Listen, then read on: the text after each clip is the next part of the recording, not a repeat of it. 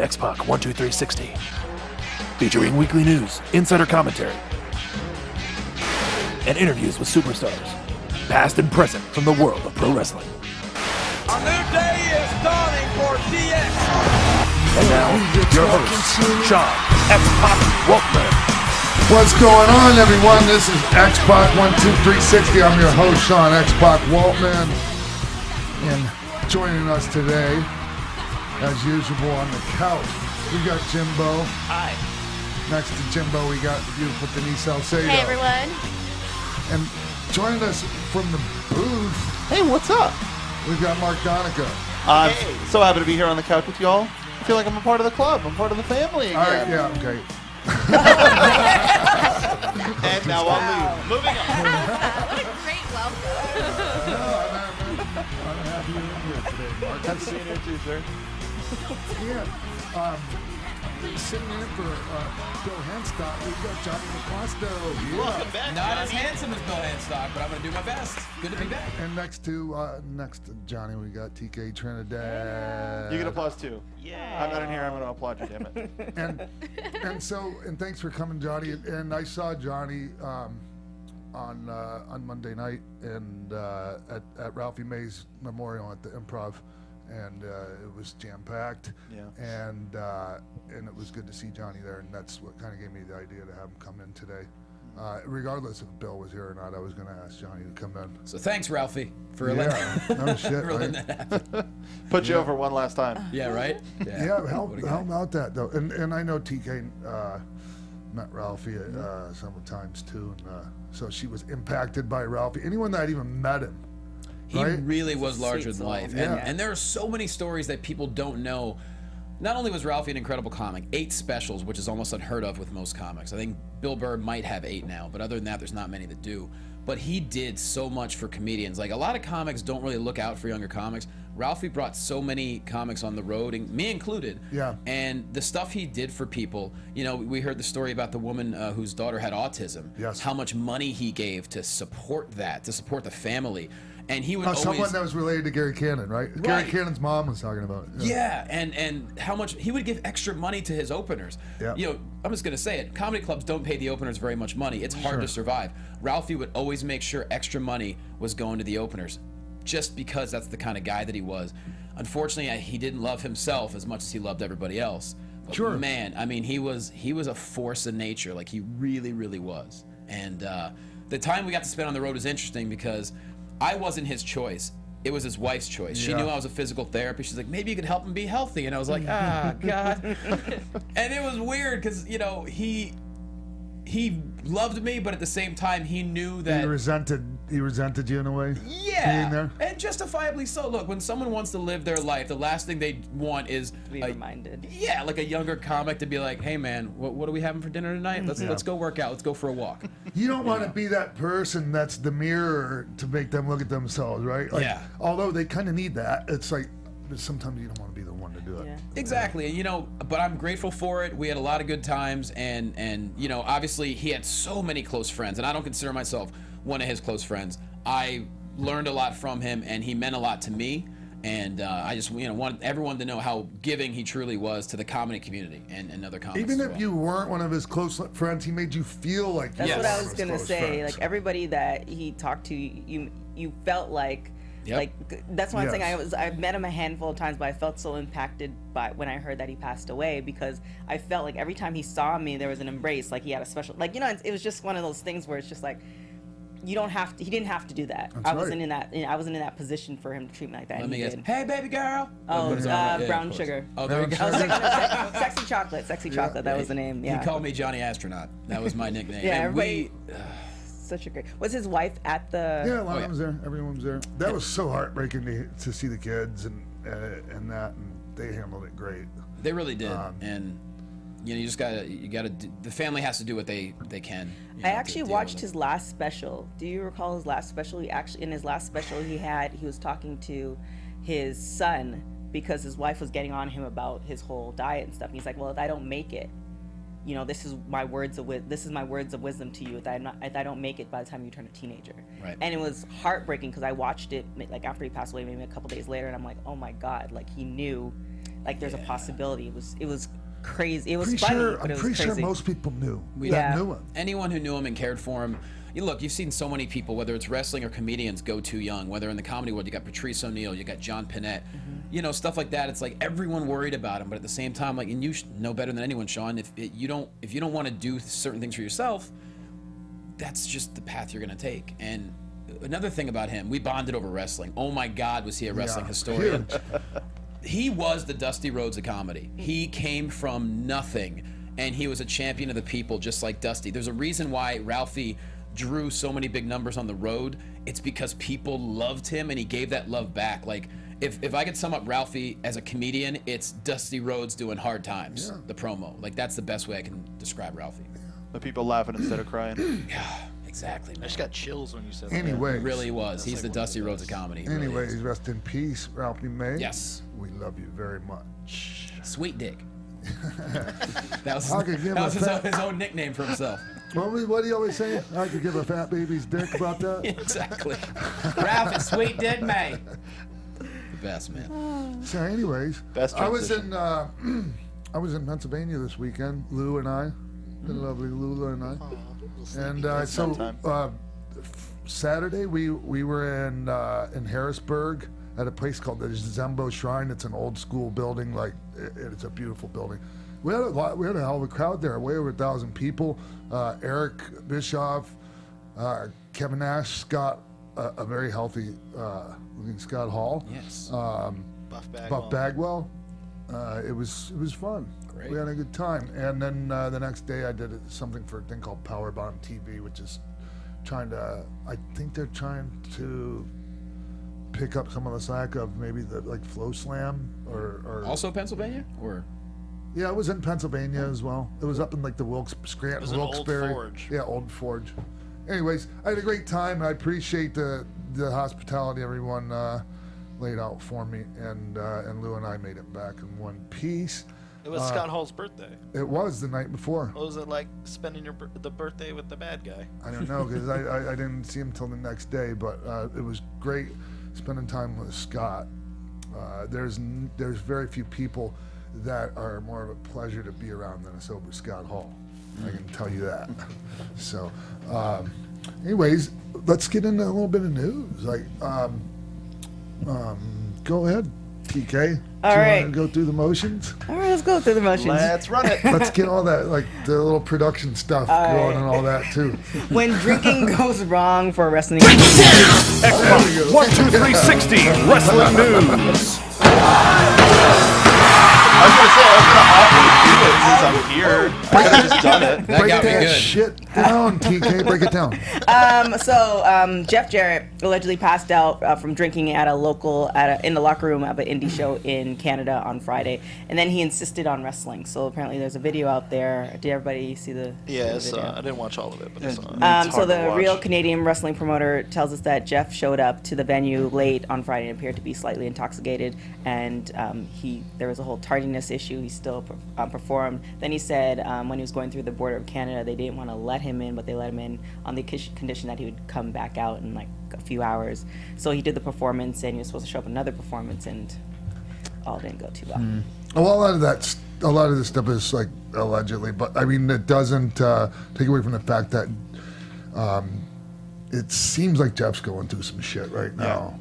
You know, like you hear different stories, and some of the stories or different parts of the stories may not be true, may be exaggerated, whatever. When you hear several stories like this, there's something to it, and Jeff has gone through a ton of heartache over the years. You know, the loss of his children's mother, and other things like that we probably don't even know. And I've known Jeff for a long time, and you know, Jeff's never been he's never been afraid to party or whatever, but he's always held it together. And when I hear things like this, it makes me worry. It's tough, man. And I love Jeff very much, and I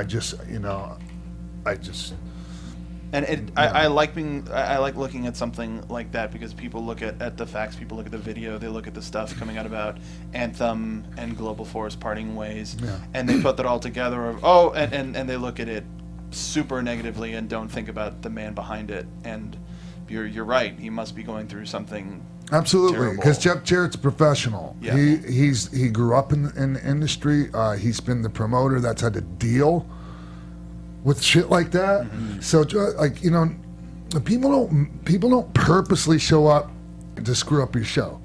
You know, I mean, it's just, you know, wrestling has a lot of people with a lot of troubles in it, you know? Especially the thing with Jeff Jarrett, though, is that not only is this a man's life, but this is also a man that was doing a lot of good stuff for pro wrestling. You know, we saw him bring together a lot of companies that in the past probably would not have worked together. But, you know, people have said that Jeff Jarrett is a very charming and persuasive man as well as professional. And he was able to bring those ties in together. So seeing him not be in this position that he could do a lot more amazing stuff for pro wrestling is heartbreaking. However, I believe he did come out and say on, I believe, the Tennessean, that this is not it for him in pro wrestling. So hopefully, you know, he can work in himself and come back and do more great stuff. And the other interesting thing is, if you go on his Twitter and you read his tweets, it's so unlike what you're reading in the media and what's going on with him. You know, he's talking about going to the gym, he's talking about hanging out with his daughters and stuff like that, and with his family. So it's a very different thing that we're seeing. And unfortunately, we did see this in the past, you know, with the video circulating around of him in Canada. We did also see that in Triple Mania. Since that moment on, people were saying, like, he was very off at this point. So, honestly, for me, I just hope that he's able to get back out there, keep doing good stuff in pro wrestling.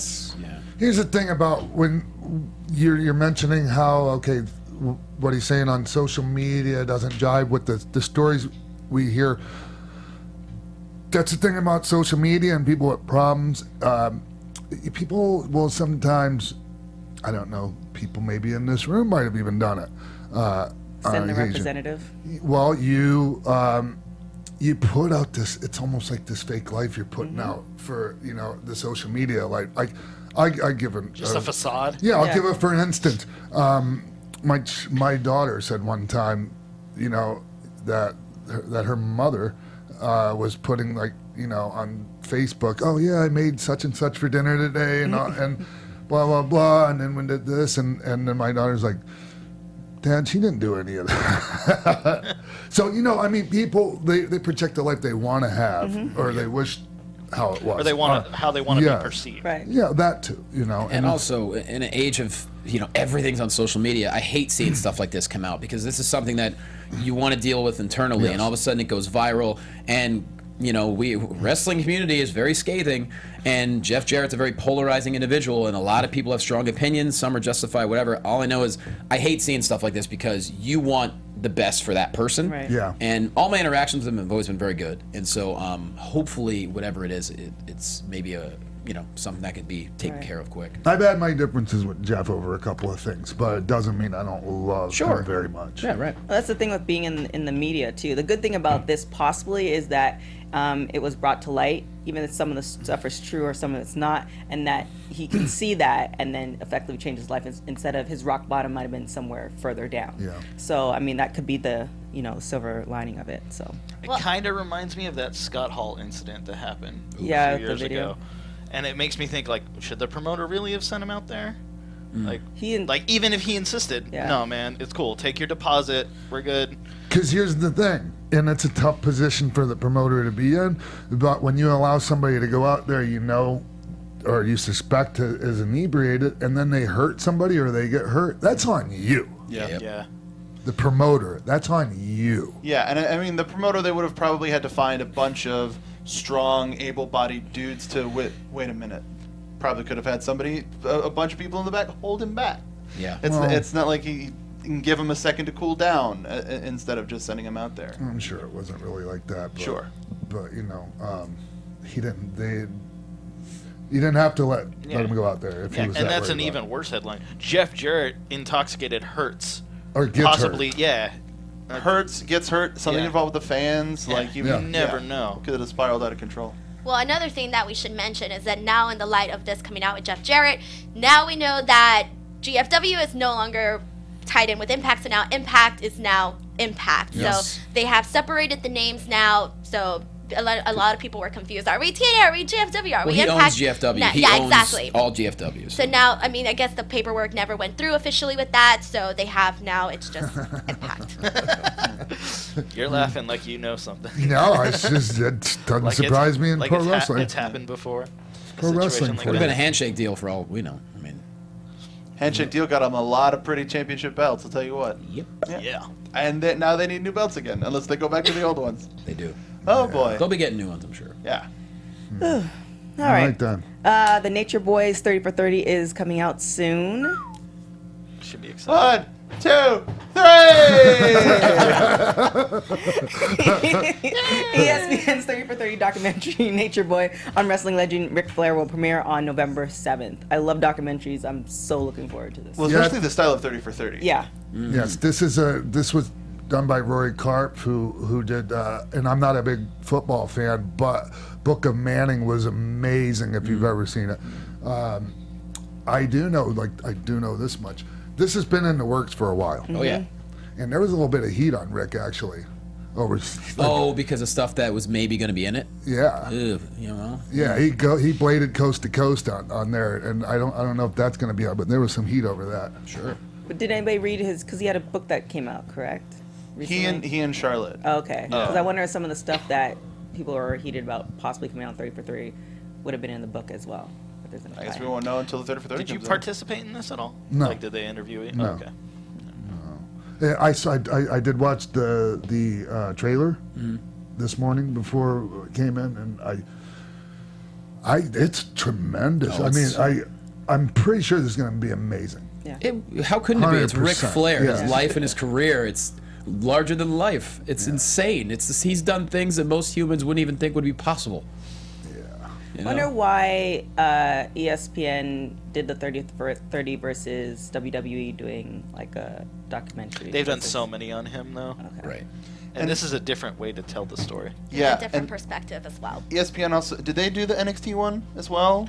I'm pretty sure it was ESPN, yes, but they did one where it followed like Colin Cassidy and a couple of people that were like on the verge of moving up, and it didn't feel like a WWE production at all, and you got to know them as people a little bit. Oh, is that when they featured like Adam Rose and all that? Yes, Adam Rose was part of that as well. Yeah, and the 24/7 stuff that's on the WWE network and the other documentaries that they've done in the past have a certain quality about them that the ESPN product and the 30 for 30 product can elevate. Yeah. So this is probably going to do gangbusters for them, and it's going to be the biggest one they've ever had. 100% guaranteed. Because Ric Flair, he's crossed into pop culture. Non-wrestling fans know Ric Flair. Yeah. Look at how many athletes imitate Ric Flair or talk about Ric Flair. I mean, he is a superstar beyond wrestling. So didn't the football player recently get his shoes like airbrushed? I saw one with Undertaker. Yeah, I saw those. Those would look pretty sick. Really?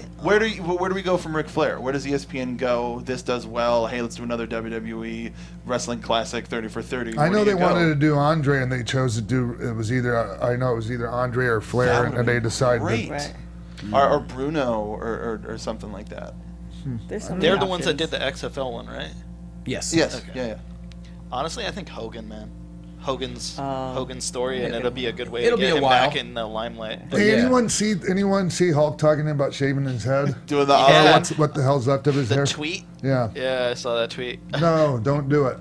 You just wanted to hold on to instantly made me think of you in the conversations we've had lately. That's weird. That's like almost like Stevie Wonder. Stevie Wonder's hairline's all the way to the back here. So like, he doesn't know. Hulk has been like that forever. He might as. I mean. So to like the last bit of hair. Yeah. No. Yeah. No. I think we just kind of get a new version used to it. I mean, where's the bandana? You could put a rug under that and tight. Yeah. I mean, for comfort's sake, maybe, and then for show, you just. I mean, he said it in the court case. Terry Bollea can have a shaved head. Sure. But Hulk Hogan can have the hair. Why not? Long, luscious locks.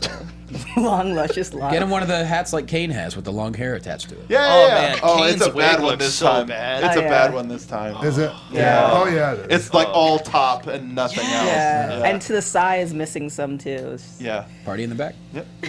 Yeah, there's no party in the back whatsoever. It's the reverse mullet. Yeah, all top, no nothing else. It's a skullet. Well, Oh, goodness. November 7th. Woo. What's November 7th? That's the 30 for 30. Check your local list. So soon. All right.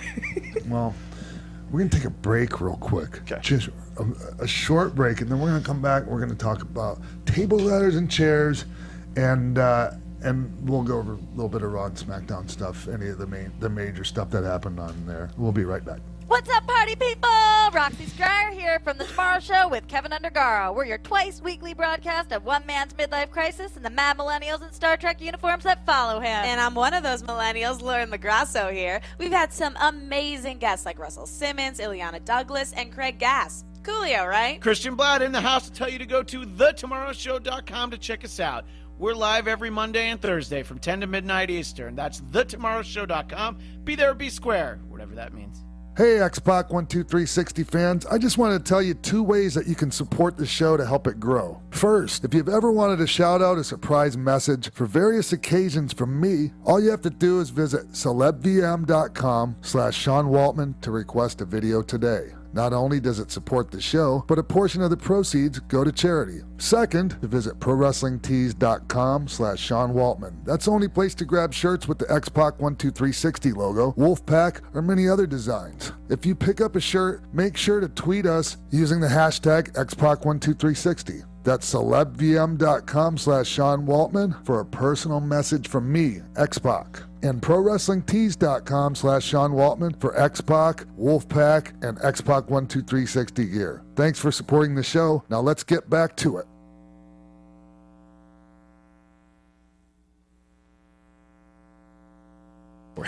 Hey. And we're back. Oh shit, we're back. How'd that happen? I mean, anyways, yeah, we're back. And so, Wacky Wednesday, everyone. Man, TLC on Sunday was wild. Really. Yeah. The news coming out about Roman Reigns having to miss it, about Bray Wyatt having to miss it, and then throwing all... We got Kurt Angle's return after 11 years... Well, from the WWE. After 11 years, and then AJ Styles coming in to fight Finn Balor. Yeah. That was nuts. Yes. Did anybody expect it to be as good as it was? Yeah. Yeah? Yeah, after the changes were made, I totally did. I do want to talk about something when it comes to Kurt Angle. There were people that said they didn't let so-and-so wrestle because of concussion, this or that, and now they're going to let Kurt do this. Well, number one, they were in a huge bind, okay? And number two, this is a 10-man situation, or, well, sort of. Yeah. 8-man. Yeah, 8-man. Yeah. 3 on 5. Plenty of ways to protect Kurt Angle in an 8-man situation like that, and everything was fine. And not to mention, Kurt Angle was never not cleared to wrestle. He's been wrestling on his own before coming back to WWE. It's a totally different situation than the Daniel Bryan situation right now. Absolutely. So yeah, so just to, that's how I feel about that. And I also think it made sense from a story perspective because Miz has been messing with Angle the entire time, and as a proud GM, why not? If Shane goes in and fights all the time on behalf of his brand, why can't Angle? Okay, so let's start from the beginning before, like, okay. Do you want to talk pre-show or the very first match? Very first match. Okay, so Asuka and Emma. Yes. Yeah. Really good. Pretty damn solid. Really good. Yeah. I did read a few people bitching about the fact that Asuka didn't run through Emma fast enough. Oh, come on. Give me a break. And Emma did really, really good in this match. And on Raw, the follow-up match was good, too. Yeah. It was really good. Yeah. Very good. Yeah, I think this is one of the situations where it's like we don't want to see everyone squash just because we want to see Asuka look good. There's a great way to make both Asuka look good and Emma look good. And in fact, I feel like this is one of the strongest I've personally seen Emma. And it kind of, it made me excited for her. And it didn't just make me like, oh, it's Emma. No, now it's like, oh, it's Emma, Yeah. This reminded me of a match that I think they would have had if Emma was in NXT at the same time as Asuka, which is, I think, exactly what they would want to hear and see. Yeah. It was an NXT quality match where it wasn't a squash, but everybody got a chance to fight and show what they're made of. Yeah. I want to see more with her entrance. More bells and whistles on her entrance. Do something with the lighting, mess with the floor. Now that there's no more pyro, I really think it affects, especially a debut like that. So I want to see more with her entrance, definitely. And I thought it was funny when she's doing the ankle lock in the first match. I was like, oh, I wonder if Kurt Angle's in the back like, hey, that's my move. I do that. It's a different really name, good. Jimbo. Yeah. The ankle lock is the ankle lock. Oh, that's true. Yeah. I thought you meant the Oscar lock. Forget it. Forget I said anything. Thanks. So then the next match? The next match after that, I think, was the Cruiserweight tag match. Yeah. Cedric Alexander, Rick Swann, Jack Gallagher, and Brian Kendrick. Yeah. I got to be honest. I didn't watch this match. Yeah. Yeah, this is a go to your fridge, warm up some food. Oh yeah, they're still on. There's just not much of a story. I'm confused by 205 Live. Everyone beats up Enzo 3 weeks ago, and now he has a group of dudes dancing like him. What's the reason? Why are they all of a sudden on board with Enzo now? I don't even understand it. It's a confusing time for that show. I think. Well, this God, over analytical a little bit. Jeez. Sorry. I'm just kidding. Yeah, I can see where that might be an issue. Like if I beat the heck out of a dude, I'm not gonna follow him 2 weeks later without a reason why. I don't know. And you're talking about Enzo, not the Jack Gallagher, Brian Kendrick situation. Sure. Because Kendrick has been doing this thing for a while where he's got these lessons and he's trying to teach people, and of all people to, quote, fall for it, it's gentleman Jack Gallagher, and now he still dresses similarly, but, the whole attitude was so much more entertaining in my mind. Like, you didn't have to make him a bad guy. He was a great guy. Yeah. End this match.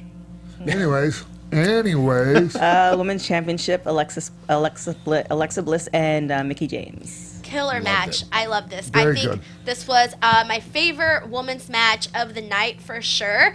I don't care what anyone says where they're like, oh, Mickie James is like old or whatever. I know they did this, like they did it the build up, and a lot of people were upset about that too, but Mickie James came out and she said, no, screw this. She was just amazing, and she gave one of Alexa's biggest, most awesome matches that I've seen in a while for her, and this was such a great match. I loved it. Correct. And well, not correct. This is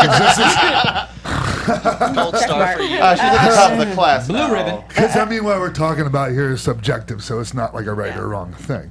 I agree with you. Is what I'm not going to say, Denise. There you go. So the post match, and what I like that I've seen a little bit lately is the post match in ring interviews. You guys know from experience when you're like all caught up in the moment, and you've been through the match and you're still kind of on. Mm-hmm. That's one of the best times to get a word from somebody. It was always the best time to get a word from me. All my best shit came from in-ring stuff like that. Mm-hmm. And this is why I knew, like, okay, when Mickie James gave her post-match interview, the people didn't shit on it. Right. They were with it. They were with her. They were feeling what she was putting out there because it was real. And that's what you get when you do a post-match in-ring interview like that. I think the audience can follow along with that energy as well, yes. and being risen up to that level.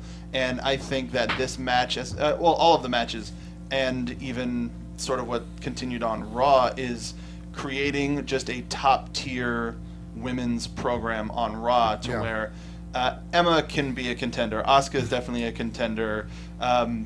Alicia Fox could even be a contender, and everybody is at this top level of, well, who's going to be the one to take down Alexa Bliss? Yeah. And going into a match where there's not going to be, or going into a pay-per-view where there's not going to be a title match, and it's all about supremacy, is, I think, enhances that even further. Sorry. Yeah, no, what I was going to say is that they complemented each other so well in this match. You have Mickie James with experience, and then there's no one on the roster, I feel, like Alexa Bliss, because she's got it all. She's got skill, she's got character, and they were both able to complement so well to each other. I want to see more of these two together. Honestly, like, I wouldn't be mad seeing them again and again for a while. Like, build all the way to WrestleMania and have that be the huge... I don't know. I just want to see them go at it again, because I feel like maybe some people didn't think this match was going to be, what it was, and I thought it was better than maybe some people might have expected. Yeah, it way outdid its expectations. I honestly don't think there was a lot of high expectations for that. I disagree. I mean, just because I've been saying all year, get Mickie James on television. Yeah. She's, in my opinion, she's still far and away the best woman on that roster. I mean, I know Asuka's there now, but she is just solidifying her status as a Hall of Famer. I mean, everything, she's nailing it on the mic. She's crushing it in the ring. Her and Alexa had a great match. I expected this to be one of my favorites of the night, and it definitely was. I wasn't, that's why I was so pleasantly surprised. I didn't really. And it wasn't a situation where I was doubting anyone's ability. I was doubting the fans. You know what I mean? That's where my doubt was. Is what the fans embracing it. Mickey's just so real. It's easy to get on board with her because she's being honest. You know, it's pretty cool. Yeah, when it started, it was just kind of like, okay, I see it. They built up the storyline, but as this match was going on, and you know, it's to me, I know it's a really good match where you're cheering for that person despite the fact that, you know, there's supposed to be an outcome, and you're really disappointed because I really wanted Mickie to win based off the performance. So that, you know, definitely their performance together was definitely an amazing one. Yep. The moment on Raw was great too.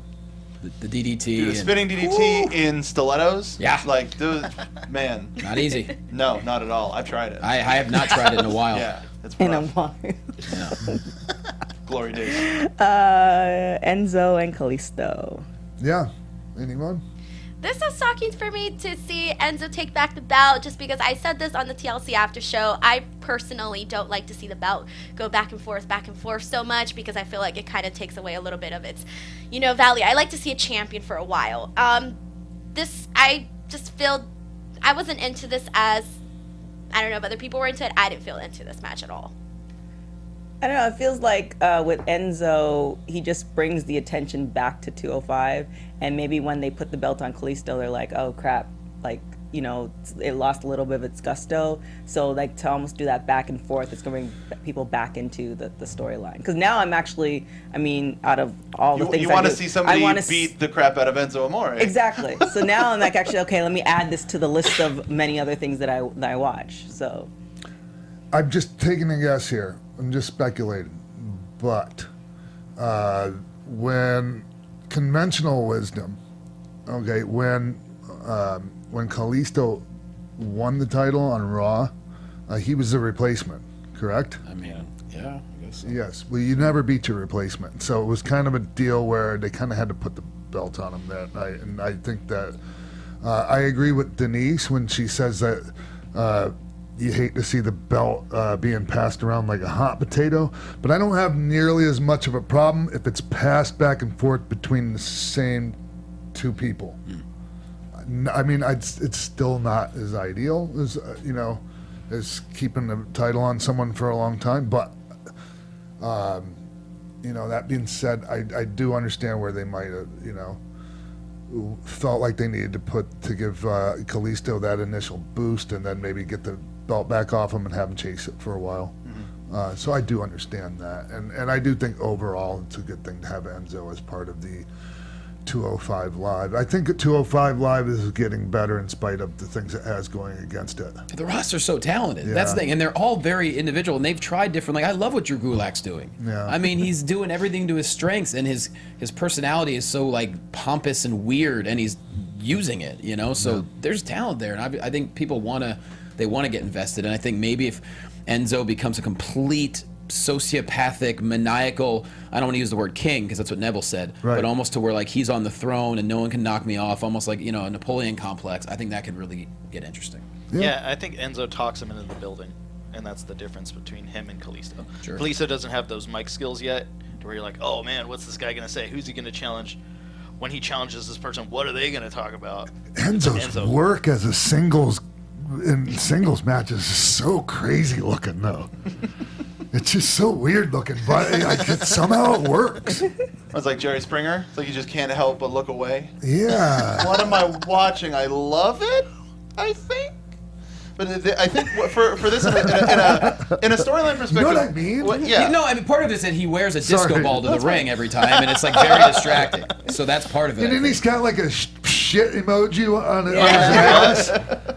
Well, I think this also does because they did the storyline where he signed the contract to where nobody could attack him, and if anybody attacked him, then they couldn't challenge. So then by him losing to Kalisto, that started a new title reign for him, which undoes that initial contract. So now they've painted themselves out of the corner that they put themselves into.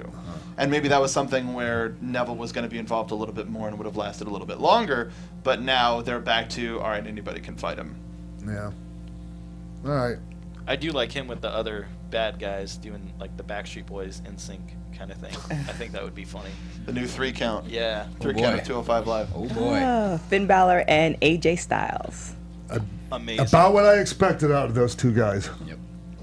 Really, I like the little touch at the end with the 2 Sweet. Mm-hmm. Yeah, the 2 Sweet. No cease and desist for them. Correct. Well, the good thing Correct. I feel like John McLaughlin here. Wrong. So many people probably have no clue who the hell John McLaughlin is. What a pull! That's great. On a Wednesday.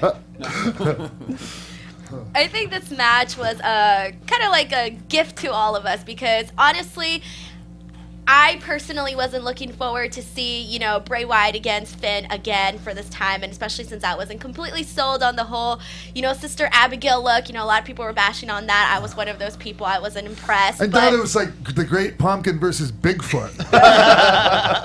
What the hell was going on with that? Timing from like Halloween and stuff. I'm real happy that they went with Classic Demon though instead of Pumpkin Demon. Oh yeah. Not his best look. Not his best look. Boy. I actually, at first when I saw the picture of Finn with that, Balor with that on, I thought it was Halloween. You remember that guy from Mexico? Oh, yeah. Yeah. Oh, wow. Once he lost his mask, he did it like that. Exactly like that, yeah. Oh, wow. Jason Jordan and Elias. I didn't even bother watching. I'm just going to be honest with you. It was, and they were in a really tough spot. I'm not sure how it even went, but that was a tough spot for them. They were purposely put there just in case it's called like the collapsible. I mean, there's not as many issues now since it's not really like they're not worried about satellite time for pay-per-view providers. It's the network, so the time, like when you're given your times, like it's not nearly as big a deal. I don't think. I might be wrong. No, the times are now varying. Like back in the day, and pay-per-views would always be like 2 hours, 43 minutes. Bam, it's done. Yeah, because if you went over time, you'd have to. If the people didn't get the finish of the match and the show went off the air, like you very well may have to refund everyone's money. I remember as a kid, I used to get sad because if the pay-per-view would start at 8 and it was approaching 10:30, I'm like, oh no, it's going to be over in 15 minutes. Yep. Whereas now, yeah, stuff that's allotted as a 2 hour can go 2.5 or however. Hey, and okay, as far as how do we pronounce it? Elias. Yeah. Yeah. I said this a while back. Like, I think he has a ton of potential. I just didn't see how this current gimmick was going to, help him move. He doesn't. While he's described as the Drifter and all of that, I don't see that. I see a dude who used some trust fund money to get guitar lessons because he's got this nice scarf, and he doesn't seem desperate. Shade. Well, no, seriously, he doesn't seem desperate. He doesn't seem like somebody who this night might be his last. So like, why isn't he like? Why does he have a hat asking for people for money from the crowd, even though that's taking from a friend of mine? But he doesn't seem as like. He doesn't seem as desperate. He doesn't seem like a drifter, and the whole music thing, and throwing of the vegetables earlier in the show. It's a lot of produce. Yeah, it's weird, and I like his ability, but none of the stuff in between is working for me. It's not, and he'll be fine in the long run. It's just I'm doubling down. I think this is a going nowhere gimmick. Yeah. Oh, sorry. Oh, well, I was going to say, not only just the placement of this match, but the fact is that these are two guys that not a lot of people really care about. We're not really taking Jason Jordan seriously ever since we found out he's Kurt Angle's son. It's just kind of gone downhill from there. Elias, I feel like he's that guy that when he's on TV, you're kind of like, okay, this is my break time. I can zone out a tad, Yeah. Damn. I think that he was someone that they knew, okay, we could put him on TV, he'll sing, he'll be a bad guy, he has a great look, that all fits, but the problem with it, it's an act we've all seen before. We know he's going to get his song interrupted, he's going to break his guitar. Right. So, like you said, he's like painted into a corner. What do we do? There's a couple weeks ago, I really enjoyed the thing with the what do you call it? The Gallows and Anderson. That was I actually sat and watched that. I'll enjoy anything Gallows and Anderson do. I mean, to be honest with you, their little voice exercises. Do you think because Jason Jordan is Kurt Angle's son, he would have been a good replacement in the main event, or do you think it wouldn't have worked out? No way. I like that from a story implication of Jason Jordan not being ready for that spotlight and going, God, come on, kid, you can do it. I believe in you. Come on, father-son pep talk. And maybe at the last minute he chickens out, so that's when Angle makes the surprise return and is like, all right, well, I guess I'll do it. And then that sets up for some Jason and Angle in the future. See, the only thing with that is that when they announced Kurt Angle, like on mainstream media, that was a huge thing. Sure. Like, you saw Definitely the right move. So with Jason Jordan, it wouldn't have been, so people might have watched. It would have been the opposite. People would have been like, really? Yeah. What happened to this main event? Why is this guy in the main event? And the cool thing is, it wasn't old school Angle. It was Angle, and I joked around like when they made the announcement, like, he better be wearing a flak jacket, and sure enough, he did. But yeah, Jason Jordan, he's the kind of guy like back in like the 80s or 90s, until he got more comfortable, you put a mask on him and he just dominates. You know what I mean? Because he doesn't have a lot to say right now. That's correct. He doesn't have a lot to say because he hasn't been around long enough. I remember like being, when I was just starting out, and I never was the greatest promo guy, but when I started actually having things to talk about, it was much better. So I see him being just fine on the road, but I mean, I don't. He's too good not to. Jesus. Yeah. He's like physical tools wise, he's as good as anyone. Yeah, he's hot. You're right. You're right. Her DMs are open, Jason Jordan. In case he just had a kid. But see, that's the thing why he complimented so well with Chad Gable was because they, both fed off of each other. So. Boy, for a match nobody gave a shit about, we sure are still talking yeah. about it. It always happens that way, though, Moving for some reason. Main event: Kurt Angle, Dean Ambrose, Seth Rollins versus The Miz, Sheamus, Cesaro, Braun Strowman, and Kane.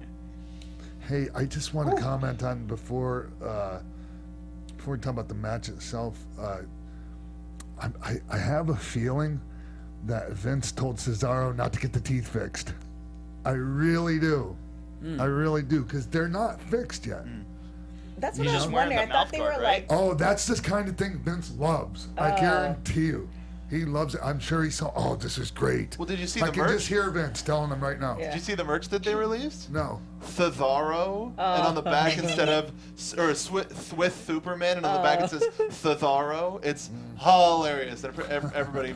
Because I thought he's waiting for the mold, and it's going to come eventually. That's kind of what I was thinking. That sounds like a wrestling storyline. It's 2017. The mold should be here by now. I think. You can 3D print that stuff. That sounds like back in the old days when my teacher, the great Malenko, used to do an angle in every territory where the babyface would step on his special teeth, like his teeth would fall out of his mouth, and then the babyface would stomp on him, and he the mold was made in Russia, and there was this long drawn out angle, and they made huge money over this false teeth angle that they would do all over the country. Wow. Over and over again. Bring that back.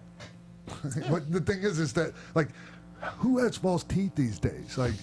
Not that many people as they did back then. Well, I mean, at least everybody knows Mick Foley, and there's at least that I'm connection. I'm talking about the whole 9 yards, not just a plate. Okay. Yeah. Rip Rogers is the only one I can think of. Well, the match itself was decent, I personally felt it went a little too long, but I feel like even though there was so many guys in there and they could all do, their own share of a great match, I thought some parts dragged, but it made sense as to why everyone was in the ring for a specific reason, and it played out eventually. And overall, I had no complaints about this. I thought it was fun to watch. It was a fun match. What are you guys' opinion on how they handled Braun Strowman getting thrown in the I was waiting for him to fight the garbage truck on Raw. I was waiting for, as the garbage truck was leaving the arena, I was waiting to see like a horror movie, like just push that shit open and just come back. You know, that's what we need. He's just got to go full 80s. Yes. Well, what I hope happens, speaking of full 80s, is it's like with all of the stuff that's happening looking towards Survivor Series, SmackDown's like, yeah, we sent all of our guys, and we tore the house down. And then in the middle of Shane's like final promo, you see a garbage truck back up. And Strowman busts out of it and murders everybody. The entire SmackDown roster goes down because of one person, Braun Strowman. Preach. I would love to see that. I mean, what? And it was weird because, I mean, Kane and Braun were on the same team, and Kane chokeslams him up. I can't remember. I must have missed what prompted him to do that. He hit him with a chair on accident. Seth moves, and Kane whacked him with a chair, and they went at it. I thought the camera shot for the chokeslam through the stage wasn't the greatest. No. But it was like underneath, when he pulls those chairs down, that looked amazing. It was even before he did that, like the way he looked up, and then the way you could see the thought process. It was that was awesome. But like everyone else, when Braun got put in the dumpster or the garbage truck and they closed it, I was just waiting for Braun, and it just smoke and it blows open and he's ready to. I love how when he did pull that string and all those chairs fell down on Braun. How then when they went to the shot of Braun underneath the chairs, they were perfectly all piled up on top. Yeah, you bet your ass they actually felt like that. Precision. That's just good design. That's great design. I loved how Angle just, if you go back and you look at any of the press photos or anything from this, he just looks like a proud dad. Just like Dean and Seth, these are my boys, and he's dressed in the team outfit and everything. But hey, does anyone have a greater neck in pro wrestling than Kurt Angle? I don't think it's the best neck in the history How of the do you business. define great? Because, but yes. I love it. Definitely not a stack of dimes there. It's more like a stack of quarters. Got a stack of 50-cent pieces. Or something. I was glad that we got him to come out to his music after he left and came back, and he came out to the public music. I would have liked to see him in the singlet, though. WrestleMania. Come on. Okay. Slow down. That makes sense. Yeah. But I was hoping he'd come down in the Shield gear and then open the flak jacket and he'd have on his singlet. The pyro goes from the audience and people die. Yeah, no pyro. It's so weird to have him come out without pyro. I mean, save it. Save it. Yeah. All right, so we move on to Raw. Oh boy! Well, speaking of Kane, that was weird. He had a match with Finn Balor, and kicked his ass. That was interesting. This man is running for governor. And no, he's running for mayor. Mayor, excuse me. He's running for mayor. Something County, Tennessee. And he's Sevier County. Is that what it is? Yeah. I think this is the best political ad that he can go for. It's like, hey, don't get on my bad side. Sevier County is named after my great grandfather, John Sevier, first governor of Tennessee. Whoa! Wow! Hell okay. Yeah. Well, okay, now. Then I hope Kane wins. Putting that in the press release. It was my grandfather's great grandfather. Some shit like that. So does that mean there's some of that in your future? No.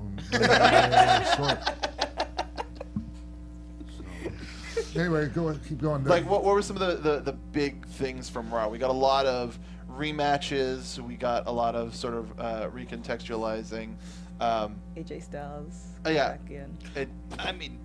I think the big thing from Raw was the SmackDown. Wait, what happened? Oh my gosh. Under Siege. Yeah, hashtag Under Siege. Hashtag Steven Seagal. Yeah.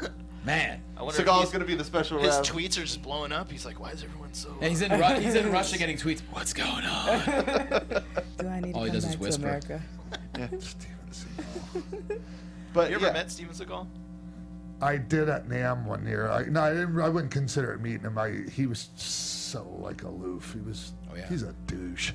Huge fan of some of his movies though. Me too. I really like his style of fight scenes. They're so quick and different from everyone else's. But what a douchebag! Yeah, once you become That's all I keep hearing. Once you become Putin's lapdog, you're pretty much lost all. No, how he pronounce it?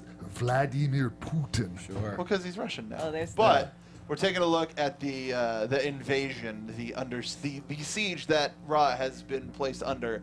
This was a little weird to me. So weird. Well, first of all, Booker going on commentary saying that he's never seen anything like it when he was a part of the WCW invasion, and NWO, and various things. But that's neither here nor there. But it was a little weird seeing all of the various members of SmackDown together when you watch SmackDown the next night, and Bobby Roode's like, "Hey, I know last night we were all like SmackDown Pride, but I don't like you. Let's do a match next week." It makes total sense. I tell you why. I'll tell you why. In America, we are currently going through everything that we're going through politically, whatever, and everybody's on different sides. But I firmly believe that we are all going to go overseas or whatever to fight some battle. We are all going to be American. You're not going to be Black American. You're not going to be Asian. You're not going to be. Everybody's going to be American. It's the same thing. And so in that instance, you're all there for one purpose. And we know two brands competing with each other is just like going to war with somebody you're trying to kill. That's how they're putting it. Yeah. I'm sorry, TK. That's when you have to reach that far for something to make sense of something like this. It's just a little too much.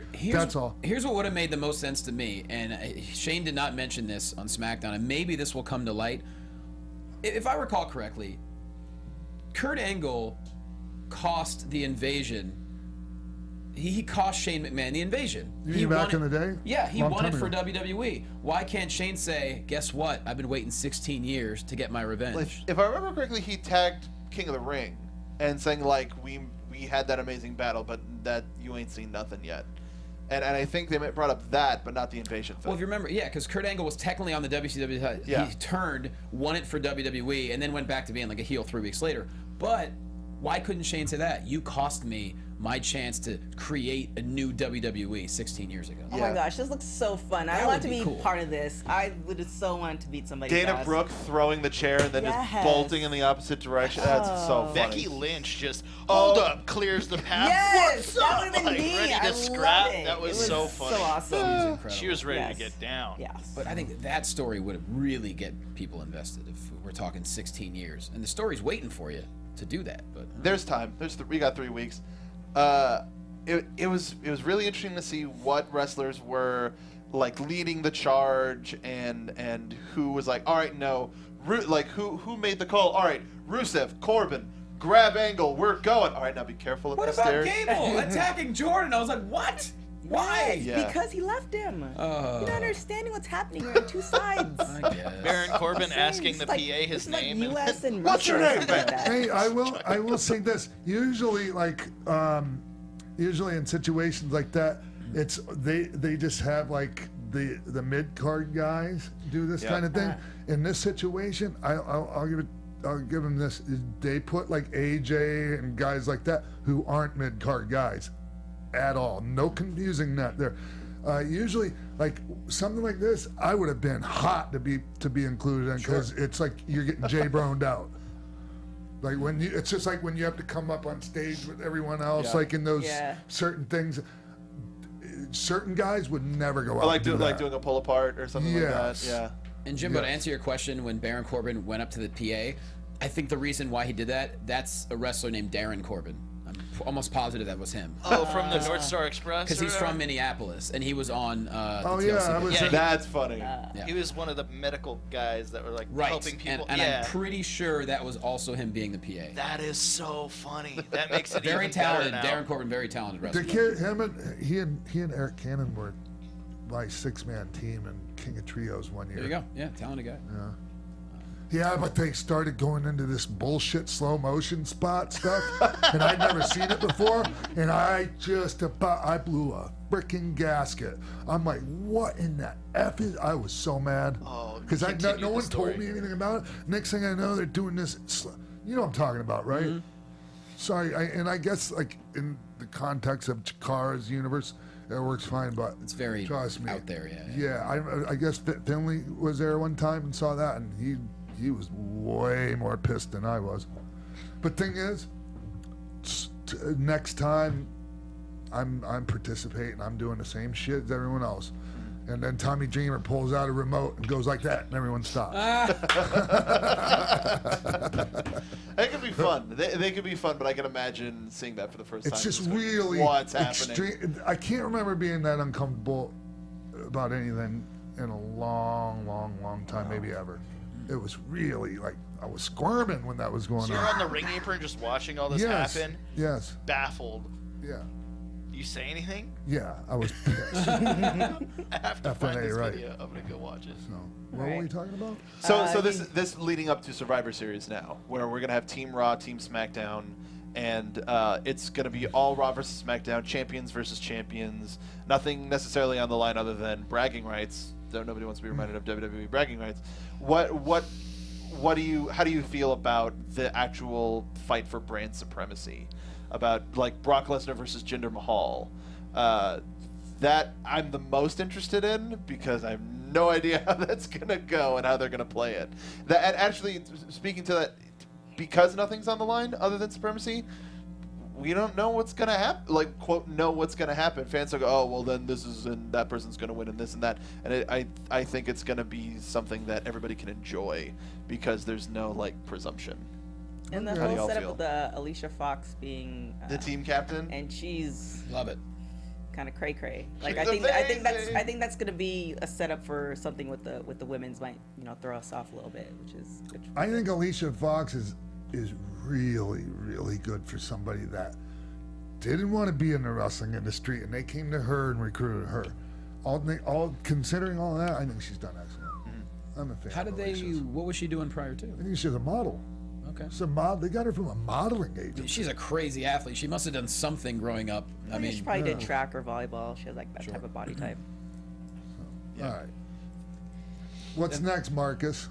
Well, I mean, after that, the fallout on SmackDown of Daniel Bryan not being told about the invasion and Shane going whatever, dude, and then all of the spots starting to fill for all of the teams. Yeah. We found out that Becky Lynch is going to be the leader of the women's team. Did we discuss what storylines being forwarded by having Kane beat? We started to, and then it just kind of went away. I'm just curious to know what the reasoning behind that is before I start saying it's one of the stupidest things I've ever heard. I get like okay, I get feeding somebody to Kane. Why Finn? Yeah. Unless you're just trying to shove it up the people's ass. Well, why Finn after he just beat AJ in the pay-per-view?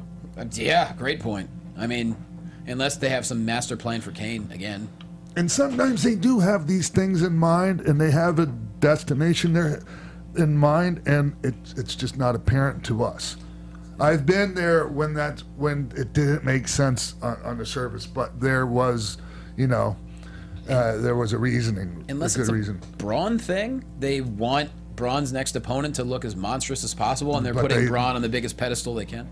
I mean, Kane has, in this most recent incarnation of his look, he has been referred to as the Demon. And Finn is also the Demon. So it could be leaning to something where it's like Demon versus Demon, but even then there could have been probably more of a build-up where like he could have squashed anybody on that roster. That could have happened. It could have been anybody but Finn, and then maybe they could have done the whole Finn Kane and then Kane Braun, whatever. It shouldn't have been Finn. Yeah, and who knows what'll happen with Bray when he comes back, if that continues, or if they're just gonna push Sister Abigail away. All this mumps or meningitis. I've heard a couple of different things about what's going on. Roman, they said it was mumps. And then... I think they did the whole vaccination for the roster on Monday, I believe, for mumps, didn't they? And now I have people like texting me, trying to find out information. Hey, I heard this might be a cover story for something. For what? For what? Yeah, let's miss out on all of the money that can be made from a Shield reunion just to have Roman miss a couple of weeks. Yeah, but like maybe there was like an even more like serious reason or something for these people being. Meningitis is pretty serious. Pretty serious. Man. So if it's worse than that or something, they don't like. Jeez, what the hell could that be? Because meningitis, people get quarantined for shit like that. And it makes sense, from what I understand. You know, 2 of the people are in a relationship, and the other one is a brother of that man. It does make sense. And the other one travels with one of those people. There you go. Yeah. It all makes sense. Yeah. Still very unfortunate, but yeah, it makes sense. So, and then I heard that maybe Braun, that like they did that to him, like because he was. Did anyone else read that? Like that? No. Like they got him out of the way because like maybe he was like feeling some of the effects of that. No. Yeah. Well, they said that apparently it takes about, I believe, 3 weeks for the symptoms to actually show. So you can have meningitis, and then it could take a while for it to cease. So they're kind of a little bit worried that more people in the roster could be, in fact, infected with this. I don't know if Braun may be one of them. No idea. They're not risking it. Yeah. You trust me, like that will shut that whole company down if that travels throughout the roster like that. There's just no other way around it. Would have to be a lapse in programming. Yes, that's right. Or they'll give you a call. People are going to start wondering, like, how did WWE let all of their talent get infected with this? Like, if there's to grow a lot more, people are going to start asking questions, and so that could also be a problem later down the line. I don't know. But meningitis is such a rare thing. I mean, look, I'm a healthcare professional, and I couldn't even tell you all the ways you can get meningitis. I don't think any company could really know ahead of time. You know what I mean? Like, I think that's a bit harsh to when you have that many employees and you're always traveling. Yeah. Anything airborne is I wonder if possible. this was something that was contracted overseas. Also a possibility. It's very possible. Were they just on the European tour? Well, they were in Chile. Chile was the SmackDown tour. Yeah. But the I heard they had. I got somebody sent word that they had tryouts in Chile. There's a couple of people that are pretty good down there. One of them is Ariel Levy. He was the star of Green Inferno. Wow. You know that movie? What's that? The guy that did Hostel. Eli Roth. Got it. Yeah. Okay. Anyways, I wrestled him down in Chile when I broke my foot that time. Oh yeah. Yeah, he was good. But anyway, hey, what I really wanted to talk about was something I read. It was either last night or early this morning. Did anyone else read the stuff about Nia Jax and okay, rumor is that she called The Rock and her cousin Rock and that The Rock advised her to walk out on. I cannot buy that. I absolutely don't buy that Dwayne Johnson gave his cousin advice to walk out to walk out of the company. I don't freaking believe that for 1 second. So I'm seeing it. So it's according to Sports Illustrated, Wrestling Inc., and Cage Side Seats, and they were saying that the headlines. I haven't read the story yet, but they were saying what you're saying, that The Rock advised them. That's so many publications to say that, though. It's interesting, though, because I believe a week or two or so, Alexa Bliss did an interview. I forget with whom she did the interview with, but they asked her about the Nia situation, and people are saying she basically said, oh, she's just taking some time off because, the schedule is too exhausting for her, and some people were a little bit upset at that because they're like, obviously the WWE is known for having such a hard schedule, and if Nia's just taking time off, and obviously a lot of people don't have the luxury of doing that. So that kind of backlash, and I think even though Alexa was probably trying to make a situation lighter, it kind of made it a little bit worse. But that was the last part I heard of that maybe just Nia couldn't handle the schedule, and apparently she was taking time off during her time at NXT as well. So it kind of raises a lot of questions and kind of paints Nia in a bad light for some people. Well, this paints it even worse because it's saying that she just didn't like the creative direction and didn't want to do a job for Sasha Banks, which she had already done anyways, on TV. Yeah, that's a weird thing. It just doesn't sound right, and it just, like I said, I cannot believe that for those reasons that Rocky would tell Nia to walk out. Well, no way. According to Sports Illustrated, they said It was uncovered that she didn't like the idea of losing to Sasha Banks at TLC, so she called her cousin, The Rock, to ask for his advice, and he said that he encouraged her to walk away if she was unhappy. That's according to Sports Illustrated. And I mean, that doesn't necessarily mean, hey, I'm done by, you know.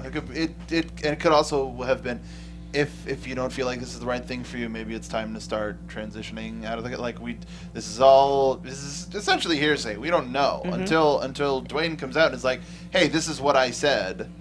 But I agree. I don't expect him to just be like, just don't show up. Well, nonetheless, with this story coming out, whether it's true or not, it's still going to paint a bad picture, because some people can argue that the reason why Nia Jax is even in the company was because she's related to The Rock, and they're like, therefore she maybe have not earned it herself to be in the company. So now having this tying in, like, oh, The Rock said I could walk out or whatever, it doesn't paint a good picture. You are aware that almost every Samoan except Samoa Joe is related to The Rock. Yeah. People can argue because that. I think she was talking to the Usos like a couple seasons ago too in Divas. So, I mean, it's possible, but we'll see.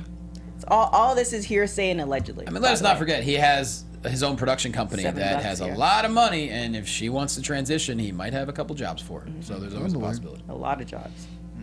Just adds, like I said, one more time. I don't believe for 1 second that he actually gave her that advice. I think there's somehow the story got something got lost in translation, I think, here. I can agree with that. So, okay. I think that's pretty much about it for this week. I enjoyed not having a guest on this week. Yeah. I hope everyone else did too. I definitely did. But let's get all the pleasantries out of the way. Everyone, where they can find you on social media and all that stuff. What's going on? Well, if you want to find Sean, Saturday, October 28th, he'll be at Fan HQ in Eden Prairie. Sunday, October 29th, Heavy on Wrestling in Duluth, Minnesota. And then Monday, October 30th, he has a seminar at the Academy School of Pro Wrestling in Minnesota for Davari, Molly Holly, and Ken Anderson.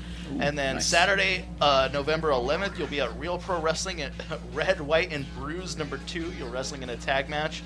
And then November 24th through the 27th, you start your Australian tour. Nice. You're going to be in Melbourne on Friday the 24th, Adelaide Saturday the 25th, Brisbane on Sunday the 26th, and Sydney on Monday the 27th. Nice. Yeah. Are you going to dress up for Halloween? No. People dress up like him for Halloween. I know, that's what I was wondering. I think Lula's going to be Wonder Woman because my mom bought her a Wonder Woman costume. Yes. But today I have to go bring it back because it's too small for her. Hopefully I can find one that fits her. Yeah, follow me on Twitter at Jim Denise. All right, you guys can find me on Twitter, Instagram, and YouTube at _Denise Salcedo. You can find me on Twitter at Mark Make sure to watch all of our other wrestling content here on AfterBuzz TV, including The Raw Show, which features Johnny. Hey, Mark, I couldn't understand what your Twitter handle was. Can you say that again? That is Mark B. Donica. Gotcha, all right. Make sure to watch all of our other content here on AfterBuzz TV. We've got our NXT show, our pay-per-view show. We just wrapped up our Lucha Underground show, SmackDown, Raw, all that good stuff. And also check out Ringside Pop, which is a very fun show that just wrapped season 1 that I was a part of as well. There you go. And hey, Johnny, what do you have going on? I know you obviously you're play-by-play on. Are you the play-by-play or the color guy? Technically I'm the color guy, but Joe and I, we're both kind of a hybrid. We just we have good chemistry, so it kind of goes back and forth. But he's always the lead-in. So, right on. But yeah, Championship Wrestling from Hollywood. If you have the CW, look, check your local listings. We're on 110 affiliates every Saturday morning, 7 a.m. If you're in Phoenix, Championship Wrestling from Arizona this Saturday night, Empire Event Center, 7 p.m. Berto El Patron will be on the card, main eventing against Killer Kevin Cross. We're also going to have an 8-man tournament to determine the new Arizona Heavyweight Champion, the first one we've ever had. So check it out if you're in Phoenix. Cool. TK? Thanks for having me. Finger. You could first off, you can follow everything AfterBuzz TV. Also on Twitter, The Real X-Pac. On IG, Xpac12360. You can definitely do those DMs for Sean if you want to check that out. Other than that, you can see me on TMZ, and also have a couple other projects coming up, Workout with Friends, etc. And you can follow me on everything at TK Trinidad. Nice. All right, everyone. Well, we'll see you next week right here on Xpac12360 on AfterBuzz TV.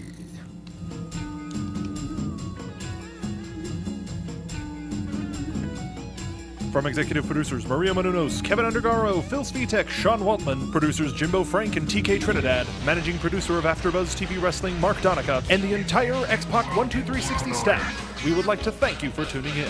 Like us on Facebook, rate and comment on iTunes and YouTube. Follow X-Pac on Twitter @TheRealXpac and email us at xpac12360show@gmail.com. This has been a presentation of the AfterBuzz TV Network.